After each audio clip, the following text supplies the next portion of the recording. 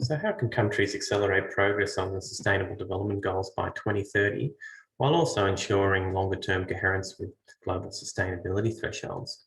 So that's the research question we set out to answer with our new study published in Global Sustainability, which presents the findings from a national scenario modelling study using Fiji as a use case. So we started out by identifying a set of scenarios for Fiji, which included a moderately ambitious sustainability transition scenario. We also added two high ambition scenarios, one focused on climate action and the other focused on SDG transformations.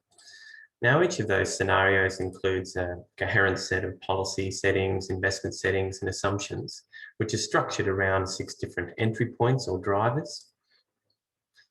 Now, each of these drivers covers areas such as human development and well-being, governance in institutions, sustainable economies, lifestyles and cities, clean energy in the environment, and resource decoupling and technology development.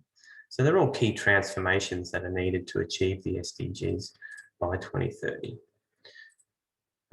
We then project each of those scenarios through until 2030 using the ISDG simulation tool, which is developed by the Millennium Institute, which enables you to simulate progress towards 52 different SDG targets covering economy, society, and the environment, all 17 of the SDGs. And it simulates the percentage of progress towards each of those targets by 2030. To that, we also added 2050 framework. So we extended those projections from 2030 through until 2050, and we benchmarked performance on a safe and just space framework, which comprised 6 different biophysical boundaries, which align with the global planetary boundaries, and 9 social foundations. This was largely based on existing literature. So when we made those projections through until 2030 on the Sustainable Development Goals, we found that the sustainability transition scenario with a moderate level of ambition reached about 70% progress on the SDGs and outperformed some of the other foundation scenarios.